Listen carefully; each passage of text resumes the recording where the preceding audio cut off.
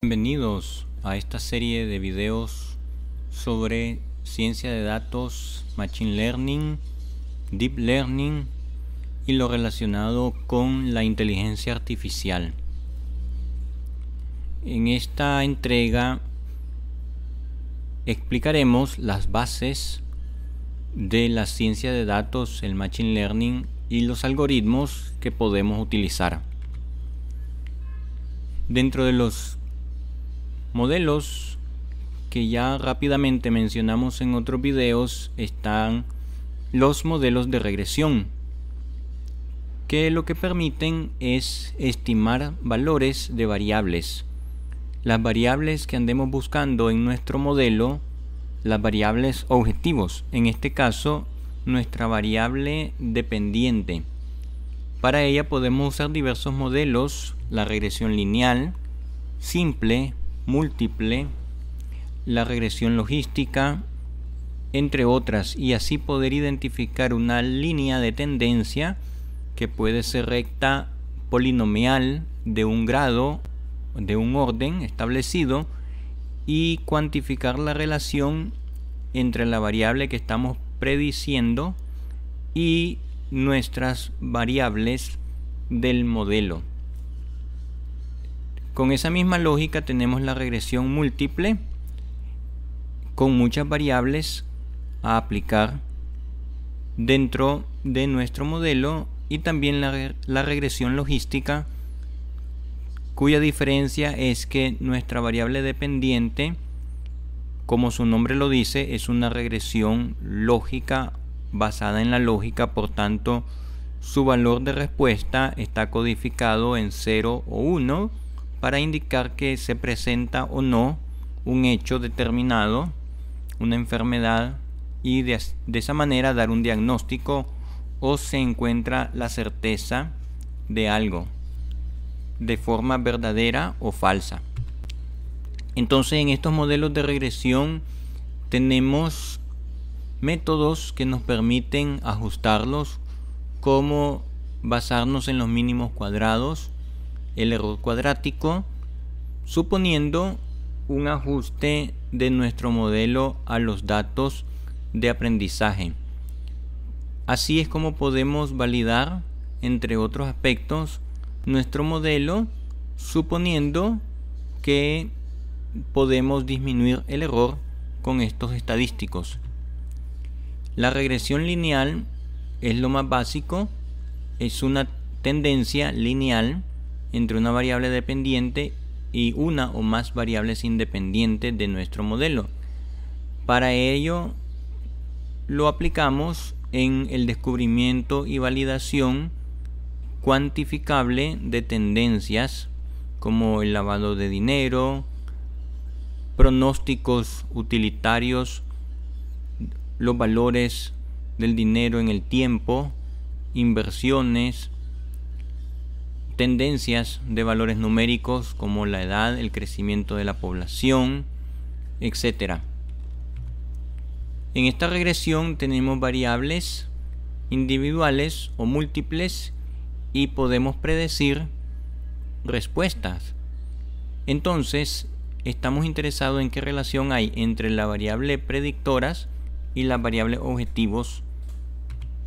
Para la regresión múltiple es similar. Tenemos un conjunto de datos inmenso con muchas variables relacionadas a la variable objetivo, y por ello debemos usar múltiples modelos de regresión para una mejor precisión de predicción y de estimación.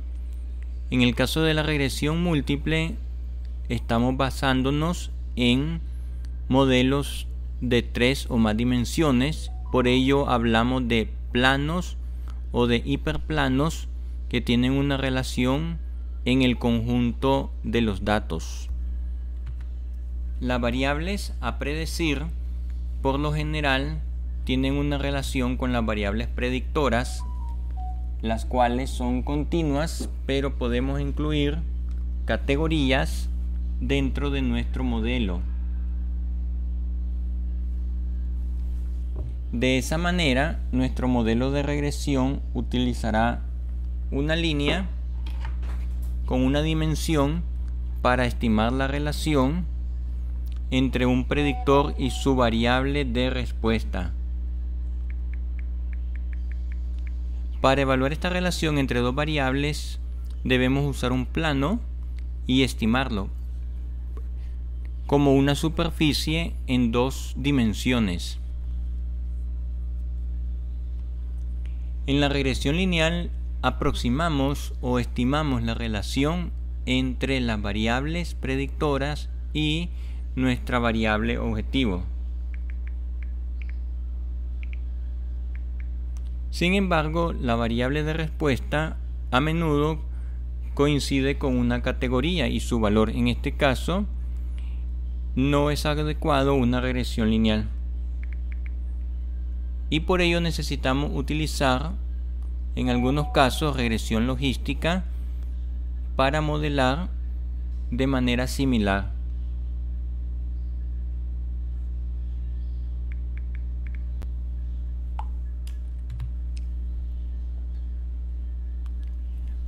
En la regresión logística, la técnica similar a la regresión tradicional, pero tenemos dos posibilidades en nuestra variable dependiente de tipo dicotómica, es decir, uno u otro camino en nuestro diagnóstico o pronóstico.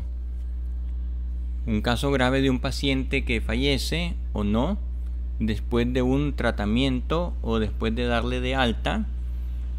Un ejemplo de un cáncer, si es o no benigno o maligno. El hecho de que si una persona compra o no, son ejemplos donde podemos aplicar la regresión logística.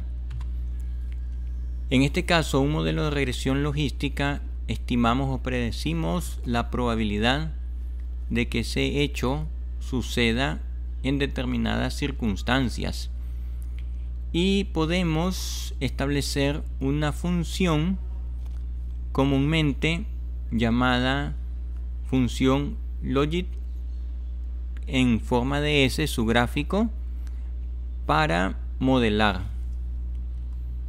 En otros casos podemos usar otro tipo de función que se ajuste a nuestro modelo de regresión.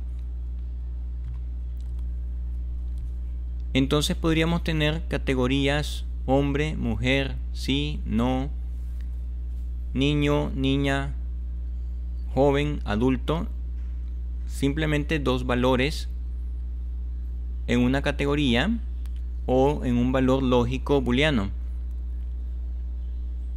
Y de esa manera, con todo el conjunto de datos que tengamos, podemos identificar patrones y tendencias para tomar decisiones.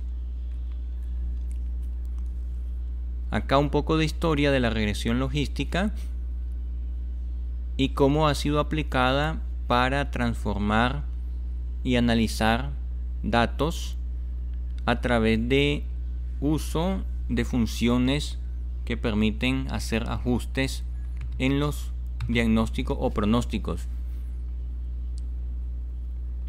Entonces, con base en los modelos lineales, podemos aplicar modelos logísticos basados en también distribuciones estadísticas como la distribución normal y también con base en el análisis de la varianza. También podemos analizar con base en los estadísticos el score de Fisher, el F de Fisher, para ajustar nuestros modelos y que sean más confiables o veraces.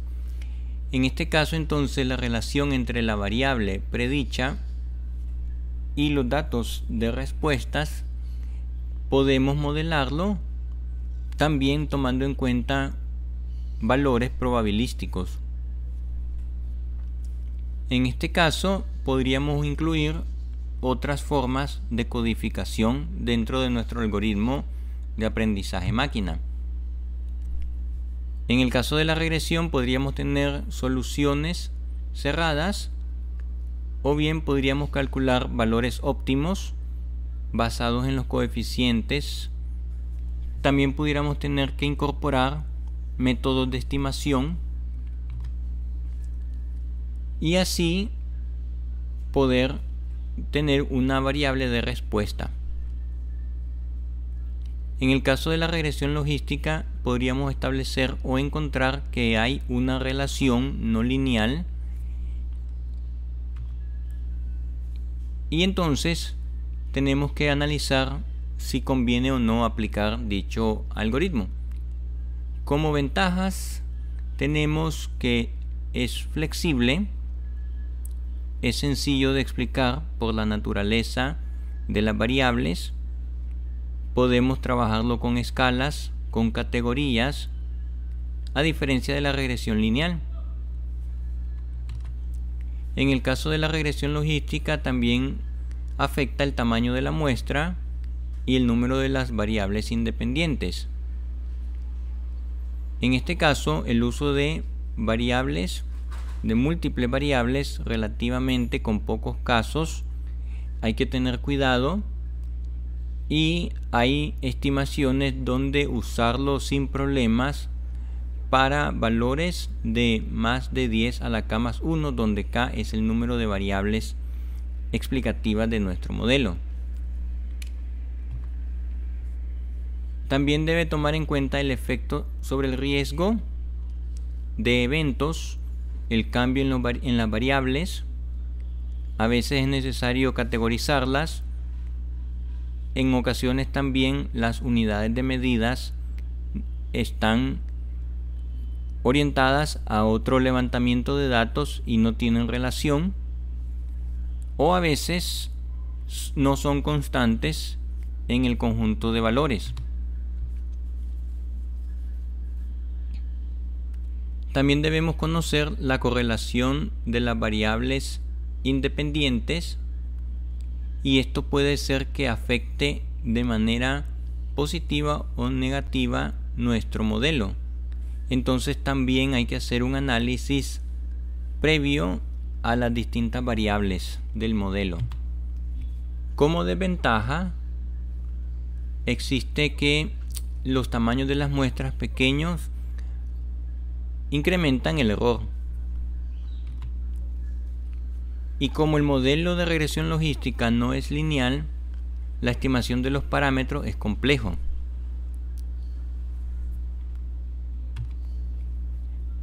También tenemos la multicolinealidad entre variables, entre las covariables.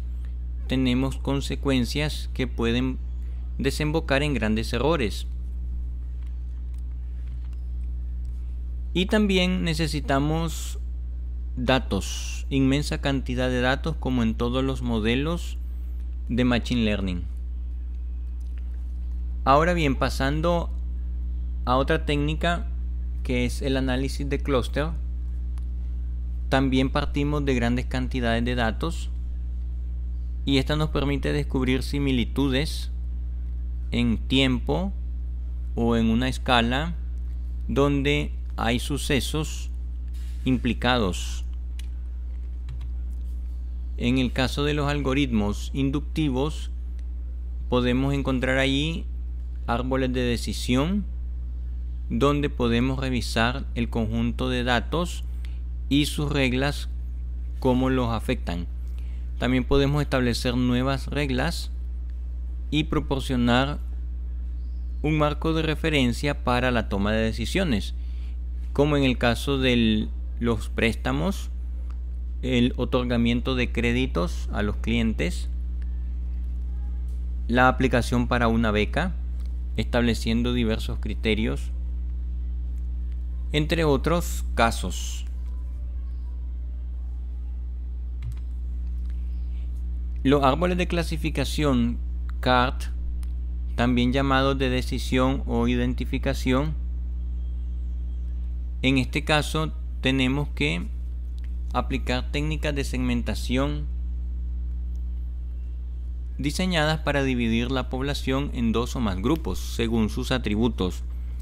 Pudiéramos encontrar de esta manera predisposición a la hipertensión, a la diabetes, a cualquier otra enfermedad basada en sexo, edad, antecedentes familiares, historiales clínicos, y de esta manera mejorar el diagnóstico médico, el análisis de riesgo para otorgar un préstamo, la posibilidad de aplicar a una beca y otras técnicas para tomar decisiones más adecuadas. Entonces, en estos modelos de árbol tenemos una estructura similar a las ramas y los troncos de un árbol. Por tanto, tenemos una serie de caminos siguiendo reglas para clasificar los datos en grupos, subgrupos y subgrupos de subgrupos, según vayamos aplicando diferentes reglas y vayamos avanzando en las diferentes ramas que vayan cumpliendo los criterios. Entonces, de manera automática, la construcción de árboles de decisión tienen aproximadamente su fecha inicial y luego la aplicación de nuevos algoritmos en la misma construcción de dichos árboles de decisión, ya aplicando el aprendizaje máquina.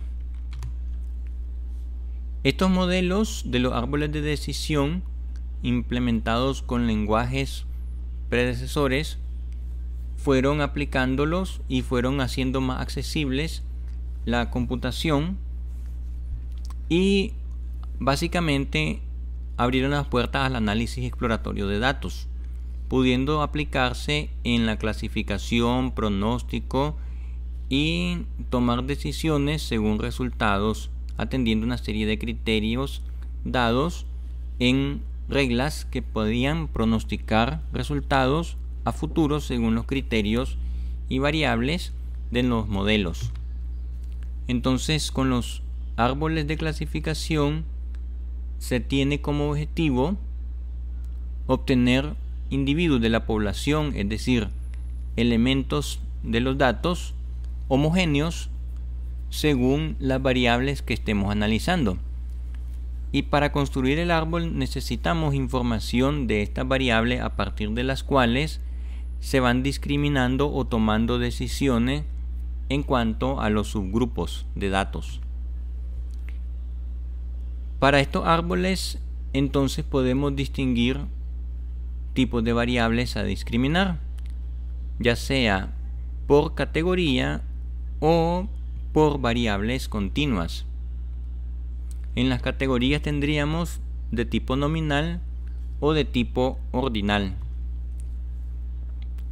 Entonces, en los árboles de decisión que también vienen a aplicarse en la minería de datos, podremos estudiar grandes cantidades de datos para descubrir patrones. Por ello, entonces necesitamos en el conjunto de datos identificar cada uno de esos atributos, columnas o características para que podamos tender a nuestra decisión según las entradas.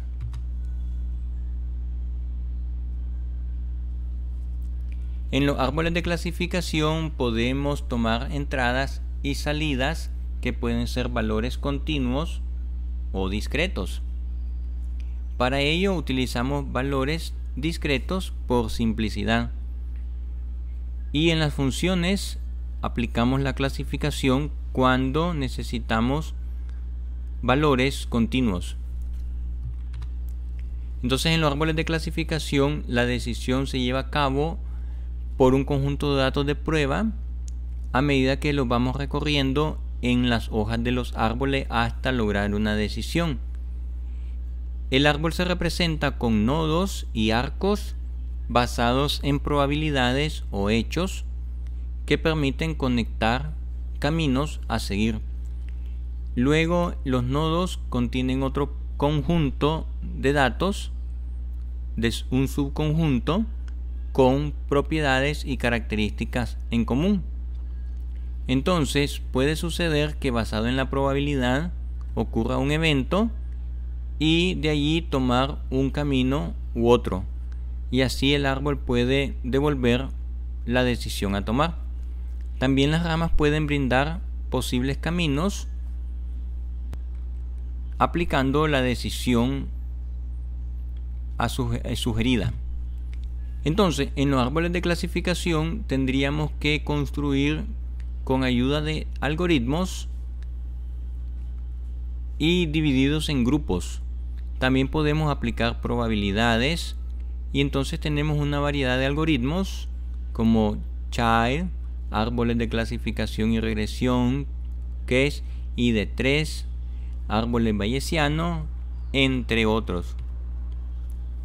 Como ventaja, nuestros árboles de clasificación, como son no paramétricos, podemos considerar interacciones entre los datos, entre datos de diferentes ramas del árbol. Por ejemplo, se vuelven robustos cuando tenemos datos atípicos o registros mal etiquetados. Podemos tener variables continuas, nominales y ordinales, y también nuestros criterios de construcción del árbol son tomados en cuenta. Debemos también recordar el método y el algoritmo para los árboles, ya sea de clasificación y regresión, y las reglas deben ser legibles, fáciles para interpretar y fáciles de seguir de manera directa e intuitiva. Como desventaja, al haber una variedad de árboles propuesto, es difícil elegir un árbol óptimo. Las asignaciones son sensibles a pequeñas variantes en los datos y eso puede incrementar la inestabilidad. Hay ausencia de funciones para las variables y se puede perder representación. También tendríamos árboles de clasificación con un gran número de datos inmensos para que las observaciones sean significativas.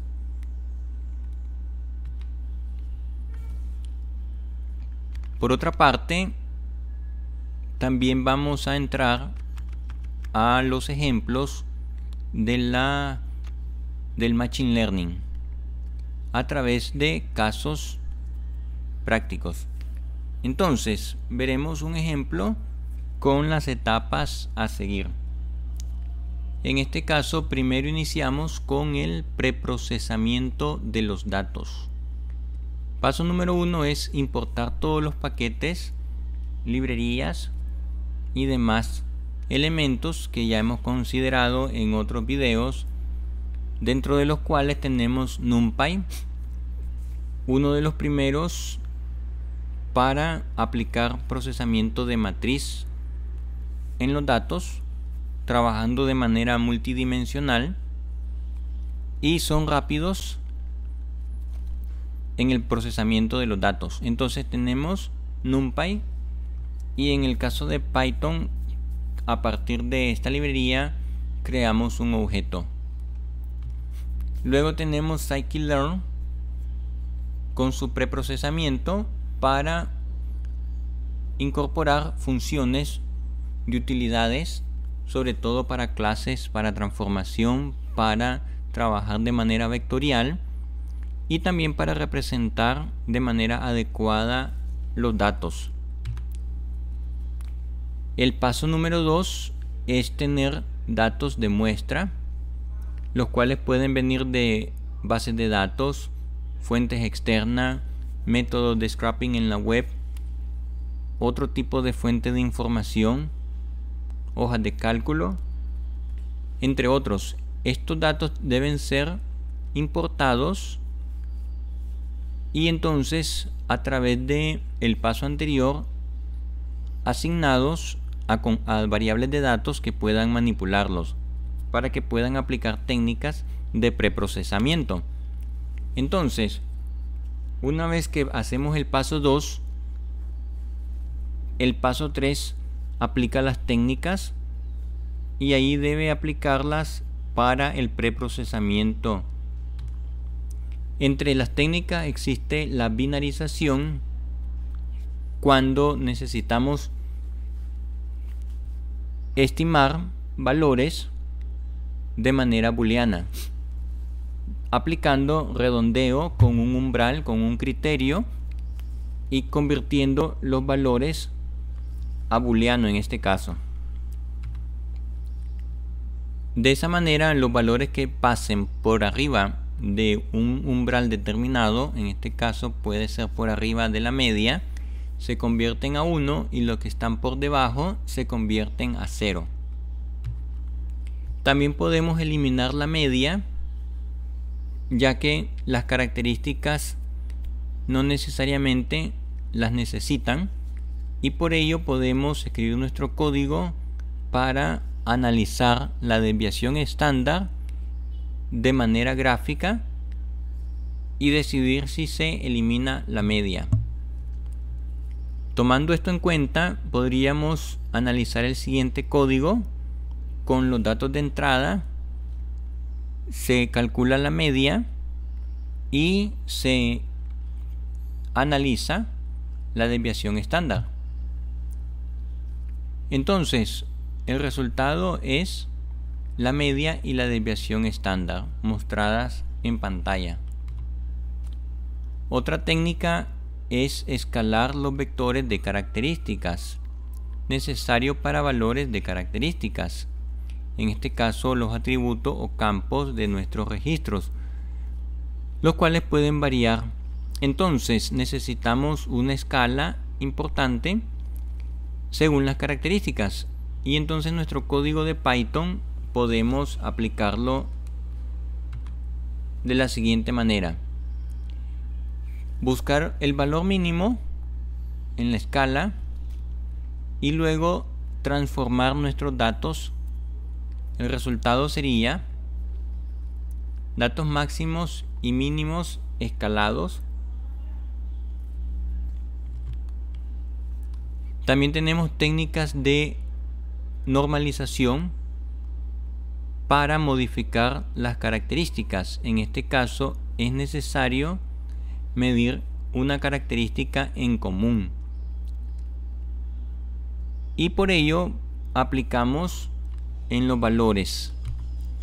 Entonces la normalización de tipo L1 o de tipo L2 se muestran en las siguientes presentaciones.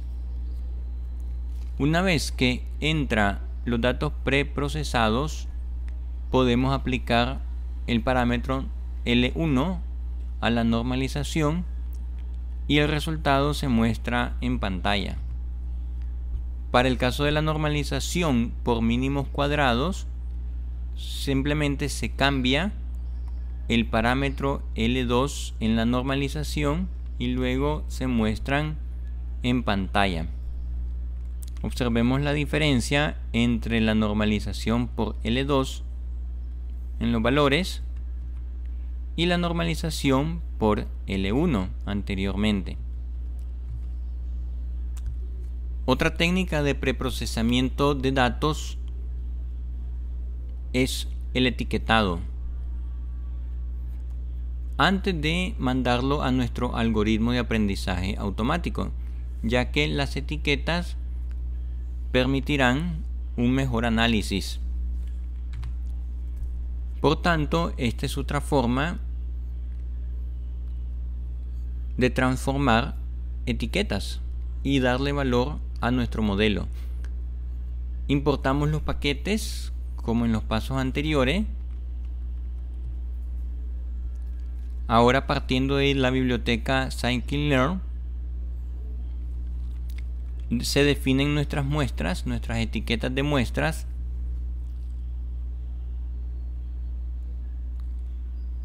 como un arreglo, y luego se crea el objeto codificador de las etiquetas con las entradas anteriores.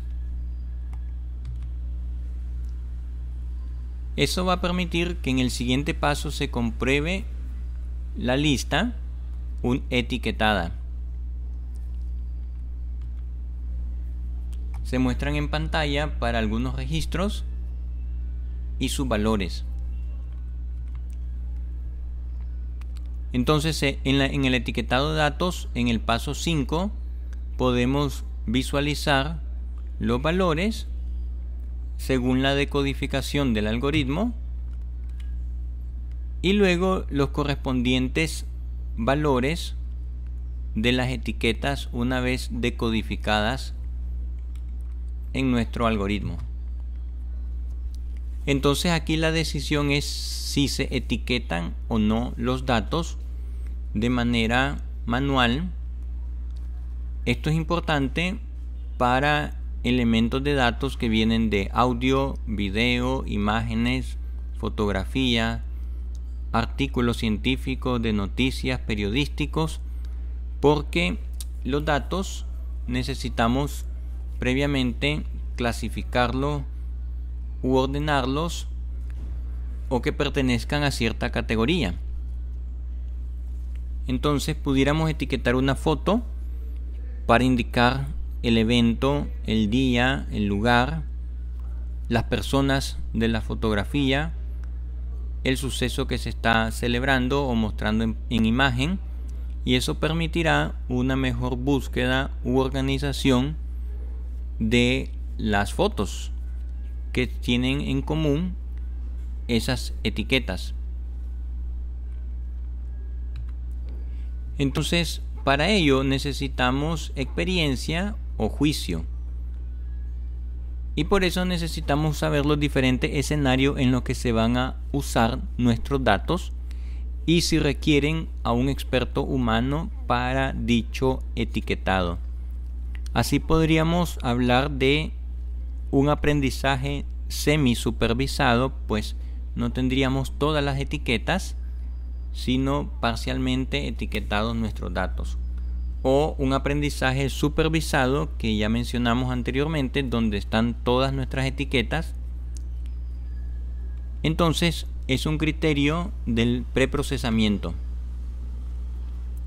En el caso del aprendizaje supervisado, ya podemos conocer las respuestas con base en las etiquetas y con el comportamiento histórico, y necesitamos reglas que correspondan a las respuestas previamente conocidas.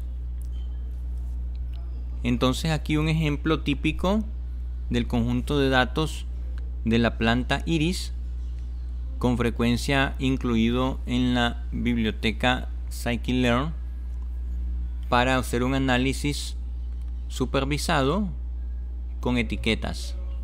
En este caso, esta especie tiene 3 valores y se han tomado en los registros el ancho del sépalo y el ancho del pétalo, y la idea es clasificar según los registros de estas medidas tomadas a qué especie de iris pertenece el registro.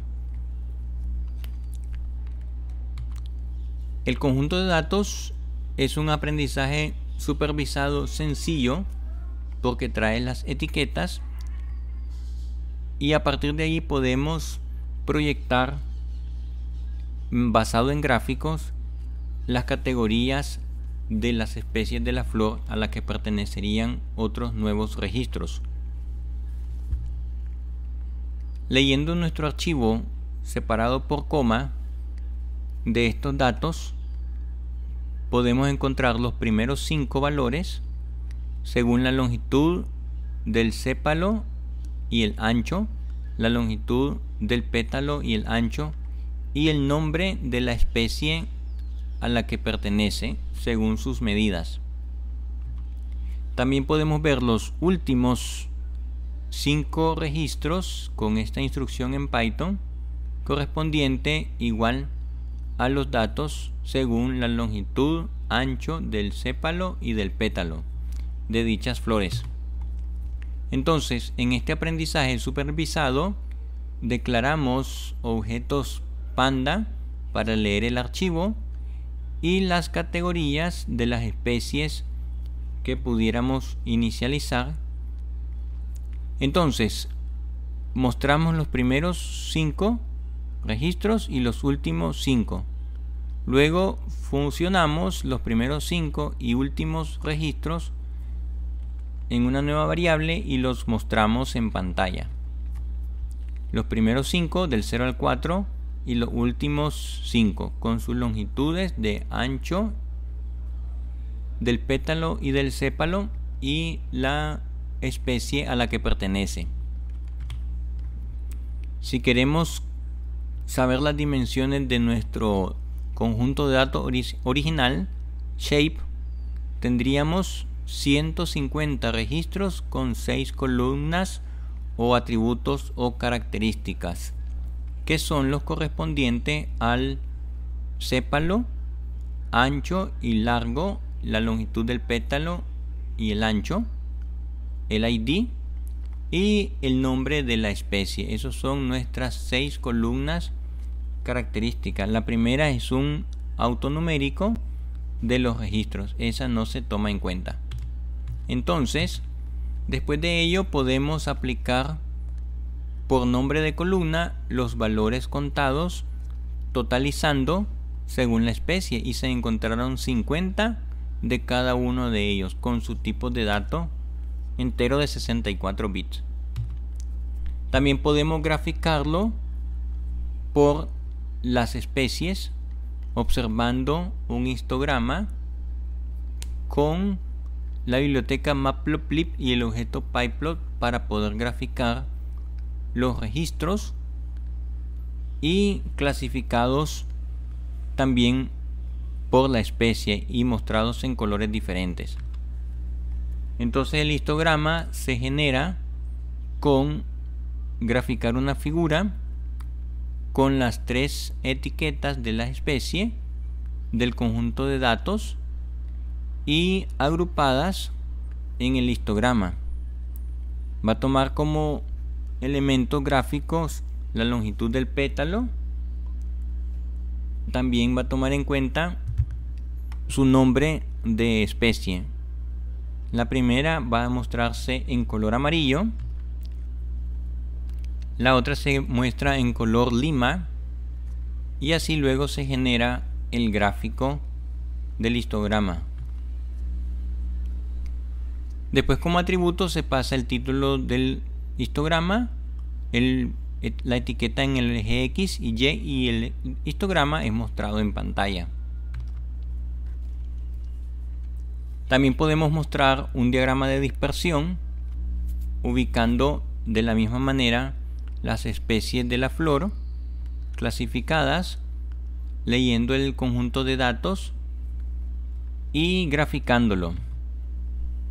También le damos color amarillo, lima y color cian o aqua según la especie, el tipo de gráfico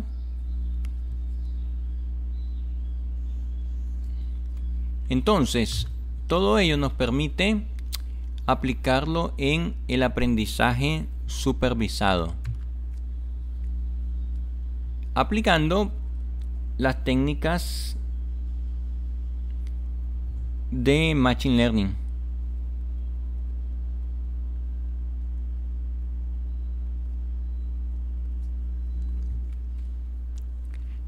También lo podemos aplicar en clasificación y en regresión, ajustándolo según el modelo, prediciendo etiquetas o encontrando la distribución y el comportamiento según los registros. El mismo caso de la flor iris, esta vez vamos a trabajarlo clasificándolo según la agrupación que ya conocemos. Si la longitud del pétalo es menor que 2, es setosa, en caso contrario pertenece a la otra especie, y se hace un conteo de las etiquetas encontradas. Encontrando 50 de esa especie, y como ya sabemos que hay 150 registros, el total que pertenece a las otras dos. Podemos obtener alguna conclusión de los valores por categoría según nuestro modelo. También podemos verificar objetos reconocibles en imágenes previo al entrenamiento de nuestro modelo. esa es otra aplicación de la clasificación.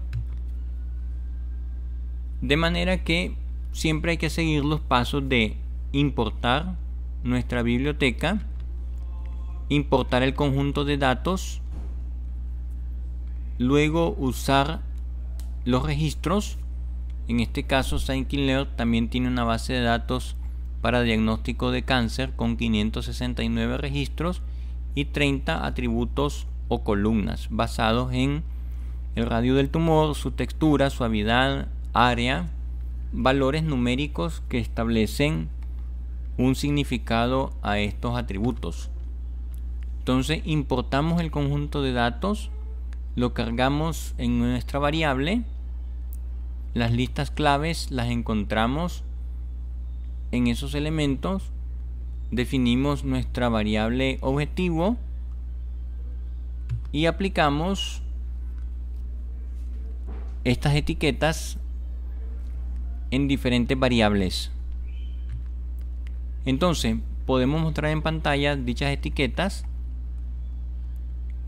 y nos interesa, por ejemplo, los nombres de la clase del tumor, si son maligno o benigno, y podemos encontrar valores de 0 o 1 para indicar dicho tipo de cáncer.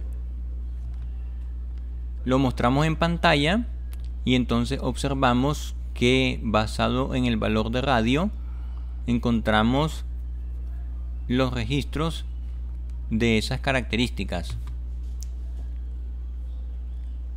Cuando el radio es mayor o tiene un valor de 1.79 es detectado o es diagnosticado, mejor dicho, como maligno.